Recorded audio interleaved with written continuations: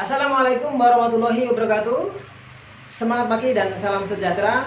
Berjumpa lagi dengan Dapur Yudi yang pada kali ini akan berbagi mengenai usaha nasi goreng dan mie goreng. Dan kesempatan ini saya akan menjelaskan dan mempraktekkan bagaimana cara membuat nasi goreng naga. Ya, kita siapkan bahan-bahannya. Bahan-bahan untuk pembuatan nasi goreng naga. Yang pertama bumbu dasar, ya, hampir semua masakan menggunakan bumbu dasar ini. Yang pertama adalah garam, ya, garam. Terus kemudian di sini kita gunakan gula. Kemudian kita gunakan bumbu kaldu bubuk, bisa menggunakan Masako, Royco ataupun yang lainnya sesuai dengan selera, ataupun MSG atau micin. Terus kemudian kita menggunakan yang namanya merica, ya, merica.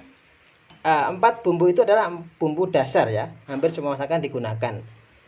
Tidak lupa kita gunakan juga bawang putih, ya, dikasih minyak goreng supaya tahan lama. Bawang putih yang sudah dicop, dipotong kasar, ya. Untuk lauknya, ya, bisa menggunakan pentol, ya, tambah sosis juga diperbolehkan. Ya, ataupun pakai ayam juga diperbolehkan. Ya. Tidak lupa lagi, yaitu karena kita mau membuat nasi goreng naga, maka yang kita butuhkan adalah buah naga. Buah naga ini fresh, ya. Nanti kita belah, kemudian kita ambil langsung untuk sebagai pewarna juga dan pemanis juga, ya. Terus kemudian juga tidak lupa kita menggunakan telur, ya, telur dan minyak goreng, ya, semuanya hampir menggunakan telur minyak goreng. Untuk bumbu botolannya kita menggunakan rasa ataupun Maggi, ya, ditambah dengan saus tape, ya. Dan finishingnya yang terakhir adalah bahan untuk nasi goreng naga. Kita menggunakan minyak wijen, ya, berbagai macam merek, ya, boleh merek seperti ini ataupun yang lainnya.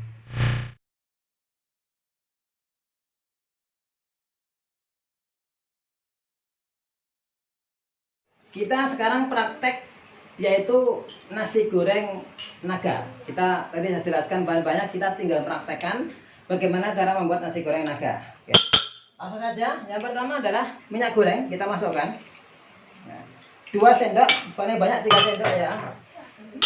Minyak goreng dulu, kemudian kita masukkan telur. Oke. Telur dulu, baru bawang putih, ya. Telurnya sudah kering, kita masukkan bawang putih. Kenapa? Supaya bawang putihnya tidak diikat oleh telurnya, akhirnya aromanya lebih kuat, ya. Oke. Bawang putih sudah masuk, kemudian kita masukkan lauknya, udang atau ayam silahkan sesuai selera. Terus kemudian pentolnya, ya. Terus kemudian kita menggunakan sosis. Untuk lauknya sesuai selera, ya, bisa ayam juga boleh.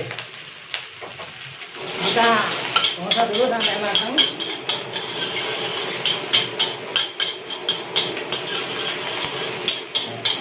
Untuk membuat nasi goreng, ada lauknya ayam ataupun udang, sebaiknya ayam ataupun udangnya sampai matang. Oke, sudah matang, ya. Udangnya sudah kelihatan berubah kuning, itu menunjukkan sudah matang. Kemudian kita ambil nasinya.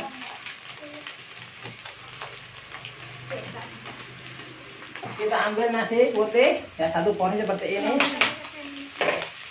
Kita masukkan bumbu dasar, yaitu garam, gula, kemudian kaldu bubuk dan merica.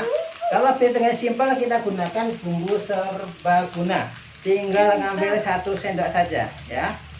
Oke, selesai di sini. Terus kemudian kita kasih botolannya, yaitu kita gunakan Raja Rasa atau Maggi juga boleh, ya.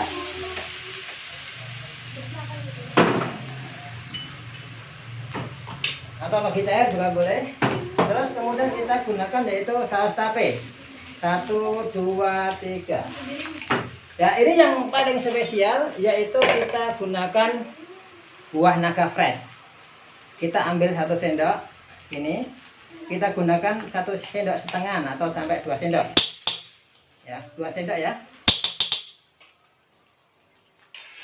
Kita ratakan dulu, jangan dibakar api besar dulu, tetapi kita ratakan dulu. Setelah rata baru kita bakar.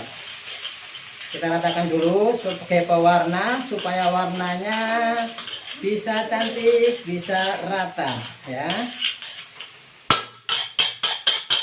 Kita ratakan api sedang dulu saja.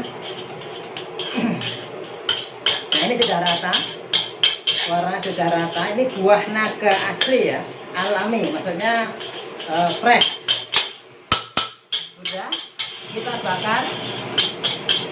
Nah, ini penting dalam proses nasi goreng pembakarannya. Kita bakar dengan api besar dan gerakan cepat. Oke.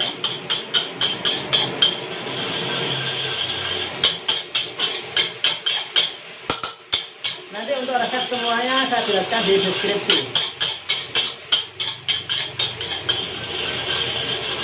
Sampai aromanya keluar,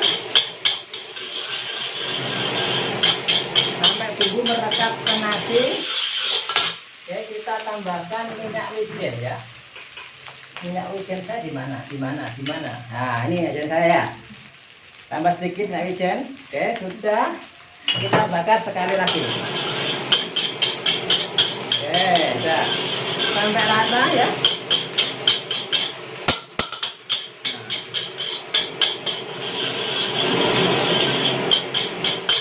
Sudah kita masukkan ke dalam piring. Kita letak ke piring ya. Warnanya sangat cantik sekali, warnanya ungu.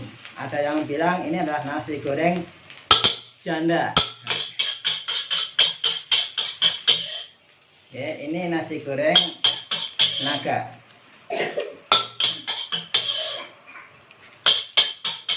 Oke, sudah.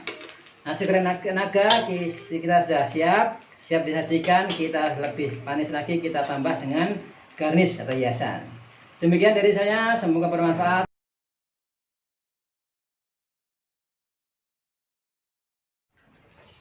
Setelah kita mempraktekkan masakan, tadi sudah kita praktekkan yaitu masak nasi goreng. Saya di sini akan memberi informasi tambahan supaya lebih jelas, supaya lebih bisa dipahami. Ada 4 hal yang bisa mempengaruhi hasil dari masakan kita supaya masakan kita lebih nikmat tentunya. Di dalam video saya sudah saya jelaskan, tetapi di sini saya jelaskan kembali supaya lebih paham dan lebih mengerti.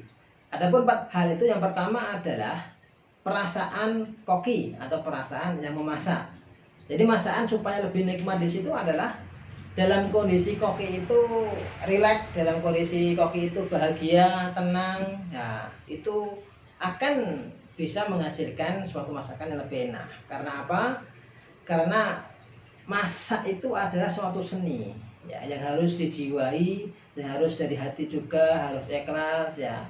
Sebab semua pekerjaan juga itu apabila kita lakukan dengan ikhlas, dengan niat yang baik, dengan perasaan yang tenang, yang baik, itu akan menghasilkan hasil yang baik pula. Termasuk di dalam kita memasak apapun itu juga, termasuk masak nasi goreng tadi ya, ada mie goreng ya. Jadi perasaan koki itu yang pertama. Kemudian hal yang mempengaruhi masakan yang kedua adalah teknik memasak ya. Teknik memasaknya juga mempengaruhi rasa masakan kita, terutama dalam membuat nasi goreng dan mie goreng ya. Itu ada telur dan bawang putih ya. Telur sama bawang putih ini di dalam proses memasak itu sebaiknya telur dulu dimasukkan ke dalam minyak ya, digoreng itu. Setelah agak mengering, gak kering-kering banget, agak kering ya, kemudian bawang putih dimasukkan. Intinya bawang putih jangan sampai terikat, jangan sampai menggumpal dengan telur. Akhirnya apa? Bawang putih tersebut tidak maksimal penyebarannya ke seluruh masakan. Ya. Jadi telur dulu dimasukkan, kemudian baru bawang putih kita masukkan. Setelah bawang putih keluar aroma dikit, kita masukkan yang lainnya. Ya, itu tujuannya adalah supaya bawang putih bisa menyebar ke aromanya, itu bisa menyebar ke seluruh masakan. Dan juga manfaat yang lainnya, kita bisa lebih hemat bawang putih tersebut. Nah, itu bawang putih dan telur. Kemudian kecap. Pada saat kita memasak kecap, itu alangkah baiknya kecap jangan dimasukkan di awal. Ya, kenapa? Karena kecap itu mudah terbakar. Ya, nanti bisa mengakibatkan masakan itu jadi agak pahit ya, atau sangit juga. Jadi kecap itu dimasukkan di tengah-tengah ataupun di terakhir proses memasak. Terus kemudian tekniknya yang lainnya selain teknik memasukkan bahan-bahan itu juga ada pula yang teknik yang lain, yaitu teknik pengapian.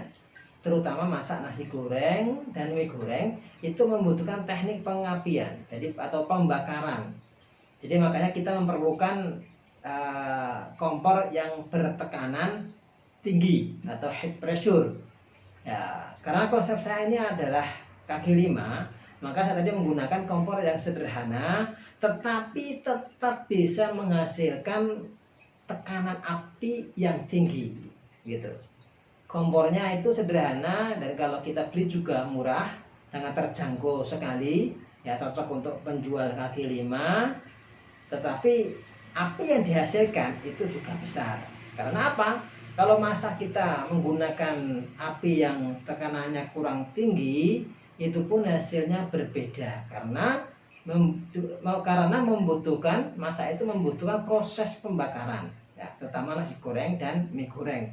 Perlu api besar kita bakar supaya bumbu nasinya itu bisa menyatu, bisa merekat pada nasi sehingga hasilnya masakan itu lebih nikmat ya. Makanya kadang-kadang ada yang saya makan di kafe ataupun di warung makan ataupun di hotel, tetapi rasanya kok beda. Yaitu ada salah satunya adalah kita di rumah biasa menggunakan kompor yang biasa, itu hasilnya kurang maksimal ya. Bukan nggak enak, bukan, tapi kurang maksimal ya. Kalau pengen maksimal, gunakan api atau kompor tekanan tinggi ya. Pertama ada perasaan, kemudian teknik memasak. Yang ketiga yang mempengaruhi rasa masakan kita adalah bumbu masakan. Ini jelas ya. Bumbu masakan di sini saya jelaskan tadi adalah bumbu dasar seperti garam, kemudian merica, gula, dan kaldu bubuk. Itu adalah bumbu dasar. Hampir semua masakan menggunakan itu, walaupun tidak semuanya, tapi hampir semua menggunakan bumbu dasar tersebut. Tapi saya tadi dalam proses praktek masakan menggunakan bumbu serbaguna ya. Bumbu serbaguna di sini bisa kita gunakan sangat mudah, sangat simpel, sangat praktis, karena kita hanya mengambil satu sendok saja untuk satu menu dan itu bisa menjadi standar menu kita. Rasanya juga hampir sama, tidak keasinan dan sebagainya ya. Yang ingin mendapatkan bumbu serbaguna nanti bisa lihat di deskripsi di video ini ya, bisa lihat bagaimana caranya, maksudnya bisa mendapatkannya bagaimana caranya, nanti bisa lihat deskripsinya ya. Karena bumbu serbaguna itu terus terang itu racikan saya sendiri ya. Terus kemudian selain bumbu, yang terakhir adalah jumlah porsi. Jadi jumlah porsi masakan ini juga mempengaruhi dari rasa yang kita hasilkan. Tentu beda kita masak 1 porsi, 2 porsi, dan langsung masak 15 porsi ya. Kadang-kadang emang ada customer atau pembeli itu kadang saya masakan sendiri saja, nggak apa-apa lama. Itu saya nggak mau digabungkan dengan yang lainnya, karena emang kita masak 15 porsi langsung atau 20 porsi langsung dengan masak hanya 2 porsi, 3 porsi, tentu lebih nikmat yang 2 atau 3 porsi. Kenapa hal itu bisa terjadi? Karena kalau kita masak dalam porsi yang kecil atau sedikit, itu bumbunya lebih merata, pembakarannya lebih sempurna, akhirnya menghasilkan masakan yang tentu lebih nikmat ya. Jadi itu tadi saya jelaskan secara teori, jadi saya praktekkan, ini teorinya. Jadi ada 4 hal yang mempunyai rasa masakan. Yang pertama perasaan koki, kemudian yang kedua adalah teknik memasak, yang keempat bumbu masakan, kemudian yang ketiga bumbu masakan, yang keempat adalah jumlah porsi masakan tersebut ya. Demikian dari saya, semoga apa yang saya sampaikan di sini bisa menjadi pintu rezeki bagi Bapak Ibu semuanya, bisa membuka usaha ya, bisa memulai bisnis ya, nasi goreng ataupun mie goreng ataupun usaha yang lainnya. Di sini saya hanya berharap semoga apa yang saya sampaikan ini bisa bermanfaat bagi orang banyak. Demikian dari saya. Salam bahagia, salam sukses. Assalamualaikum warahmatullahi wabarakatuh.